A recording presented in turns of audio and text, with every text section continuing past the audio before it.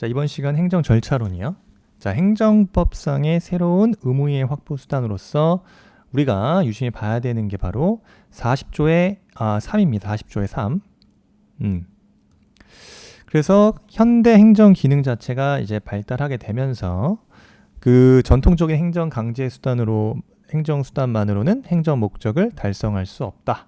그래서 등장한 게 바로 새로운 의무이행 확보 수단으로 등장하게 됐다. 예, 그래서 원래 위반 사실 공표는 이제 명단 공표 등이 있었고 행정절차법상의 어떤 법적 근거가 없었어요. 근데 그러다가 2020년도에 신설이 됐죠. 그래서 기존에는 이게 일반 행정절차법상의 이 명단 공표 혹은 위반 사실 등에 대한 공표에 대한 내용이 없었기 때문에 그 법적 성질에 있어서 비권력적 사실행위냐 권력적 사실행위냐 구분이 대립이 좀 있었습니다. 의견 대립이. 근데 일반적 유력설 견해는 이제 권력적 사실행위다. 따라서 요 구제 수단에 있어서 요 권력적 사실행위이기 때문에 취소 소송 대상 여부에 있어서 소위 처분성을 인정할 수 있다라고 봐서 대상이 된다라고 보는 견해가 일반적인 견해죠.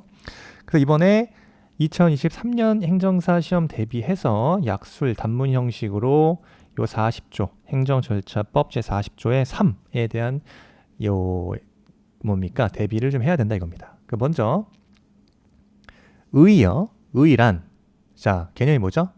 자 기본적으로 위반 사실의 공표라는 것은 행정법상의 의무 위반 등 의무 위반자의 명단을 공표하는 겁니다.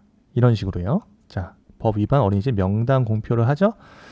근데 이게 공표 대상자가 불특정 다수인이에요. 그래서 공고 기간 동안에 불특정 다수인에게 공표를 하게 함으로써 뭘 위협받게 된다? 위반자의 지금 여기 보이죠? 천안의 담비 어린이집 대표인 것 같아요. 원장님. 요 원장님의 명예나 신용을 위협할 수 있다. 입니다. 그래서 행정상의 의무이행을 간접적으로 강제하는 수단이다 라고 보시면 됩니다. 그래서 행정절차법상의 일반법적인 근거 규정이 있기 전에는 개별법에 다 있었어요. 그래서 고액 체납자의 명단 공개라든가 그죠? 조세 체납자의 명단 공개, 공정거래위원회의 명단 공개 등이 있었다 입니다. 그래서 개념은 다시 한번 정리하자면 법령, 의무를 위반한 자의 성명, 그 다음에 법인명, 그 다음에 의무 위반 사실, 의무 위반 행위 나와 있죠.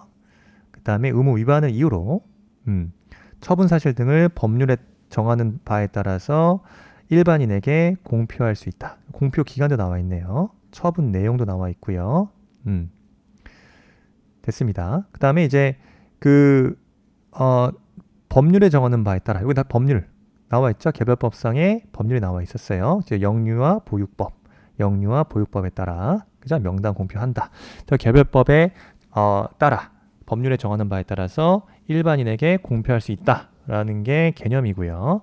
그 법적 성질은 권력적 사실행위라고 보는 견해가 유력한 견해다. 이렇게 보시면 되고 일반법적인 근거로서 행정절차법 40조의 3에 규정돼 있다입니다.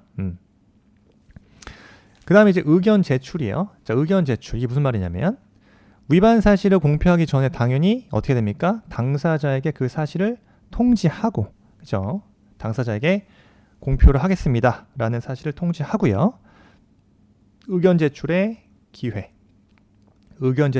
기회를 줘야 된다. 다만 의견 제출 기회를 주지 않아도 되는 사유가 명시되어 있습니다. 요거 세 가지 기억하세요. 요즘 달리기, 그 다음에 귀를 막고, 요 포기한 경우 요 세 가지입니다. 첫 번째 뭐죠? 공공의 안전 복리를 위해서 달리고 있네요. 긴급해 보입니다. 그래서 긴급히 공표를 할 필요가 있는 경우. 긴급히 공표를 할 필요가 있는 경우가 첫 번째. 두 번째, 귀를 닫았다. 뭡니까? 그 공표의 성질상 의견 청취가 불필요한 경우죠. 두 번째, 의견 청취 자체가 그 성질상 불필요한 경우, 혹은 현저히 곤란한 경우. 그래서 현저히 곤란하거나 불필요하다고 인정할 만한 타당한 이유가 인정되면 의견 청취를 기회를 주지 않아도 되죠. 세 번째, 뭡니까? X. 뭐예요? 포기했다 이겁니다. 그래서 의견 진술의 기회 자체를 당사자가 포기하겠습니다 라고 그 뜻을 명백히 밝히면 의견 제출 기회를 주지 않아도 됩니다. 그죠?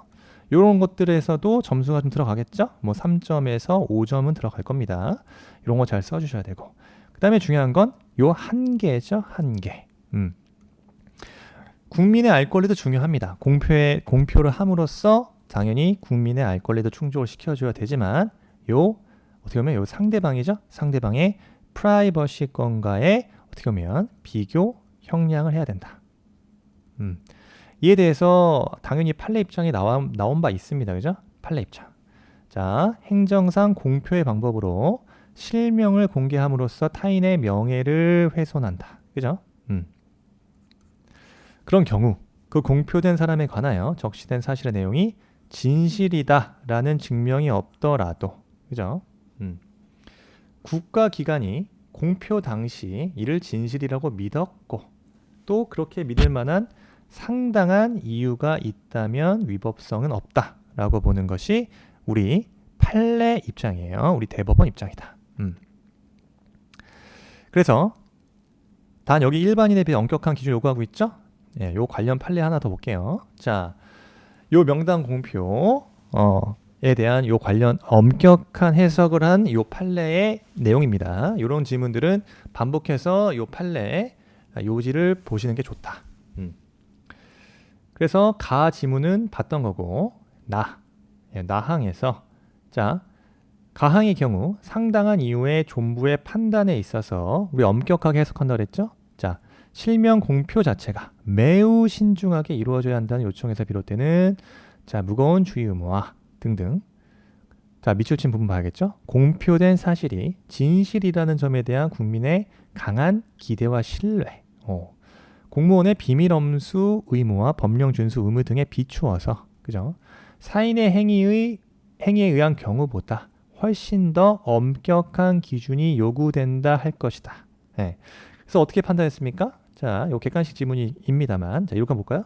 자, 대법원은 국세청장의 부동산 투기 명단을 언론사에 공표함으로써, 자, 국세청장이 부동산 투기 명단을 언론사에 공표함으로써 그 명예를 훼손한 사건에서 손해배상 책임을 인정한 바 있다.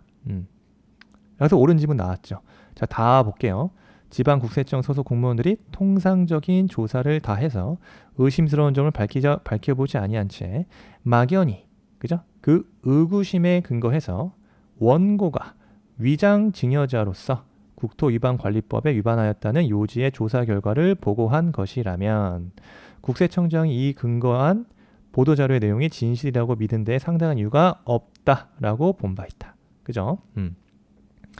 그래서 객관식을 대비할 때는 요 판례까지 기억을 하셔야 되겠고, 예, 주관식 논술형까지는 요 판례의 요 내용까지는 녹여내는 게 중요하다. 그래서 우리 판례는 그 국민의 알 권리와 상대방의 프라이버시권을 비교 형량을 할 때 일반인에 비해서 보다 엄격한 기준을 요구하고 있다라는 것까지 기억을 하고 계셔야 됩니다. 그 다음에 한 개 봤고요. 자, 공표에 대한 구제 수단이죠. 자, 공표에 대한 구제 수단이에요. 자, 종래 다투설은 이 명단 공표 혹은 위반 사실 등의 공표에 대해서 비권력적 사실행위로 봐서 처분성을 인정하지 않은 견해도 있으나, 그죠? 우리 일반적 견해, 유력설 입장으로 봤을 때 우리가 기억해야 되는 경우는 그것은 바로 위반 사실 등의 공표 자체는 자, 공권력 행사에 준하는 행정작용이다. 그죠? 이렇게 이 말을 써줘야 됩니다. 자, 위반 사실 등의 공표는 공권력 행사에 준하는 행정작용으로서 뭐가 인정된다? 그 처분성이 인정이 되기 때문에 처분성 인정되면 취소 소송의 대상이 인정된다고 보는 것이 타당하다. 이렇게 쓰면 되겠죠? 그 다음에 취소 소송 인정되고요. 자, 손해배상 청구도요. 당연히 위법한 공표 등으로 권익을 침해받은 자는 자, 국가 배상 청구권 행사할 수 있죠. 그다음에 결과 제거 청구권이에요. 자, 원상 회복 청구권의 성질이죠. 자, 결과를 제거해야 된다. 즉 누굴 대상으로? 그 행정청, 그죠? 처분청을 대상으로 해서 공표된 내용에 자, 위반 사실 등에 대한 내용이 담겨진 그 공표된 내용의 정정, 원상 회복해라 이겁니다. 철회, 정정 또는 철회 등의 시정 요구 등을 할 수 있다까지요. 그래서 이번 행정절차법 약술형에 제 생각에는 이 위반 사실 등에 대한 공표는 A급이다라고 보여집니다. 그래서 반드시 개념, 성질, 그다음에 근거, 행정절차법, 그다음에 의견 제출 기회를 원칙적으로 줘야 되는데 원칙적 예외적으로 의견 제출 기회를 주지 않아도 되는 사유 3가지. 그다음에 한계, 우리 판례 대법원 입장은 요 국민의 알 권리와 상대방의 프라이버시권 충돌할 때 어떻게 해석을 하는지, 그죠? 요 판례 입장까지 원문 그대로 기억을 해주시고 구제 수단, 즉 취소 소송, 그다음에 손해배상 청구, 결과 제거 청구권이 가능한지 등을 적시해주면 훌륭한 답안을 적어 주시는 게 됩니다. 훌륭한 답안이 되는 겁니다. 자, 오늘 시간은 여기까지 하겠습니다. 수고하셨습니다.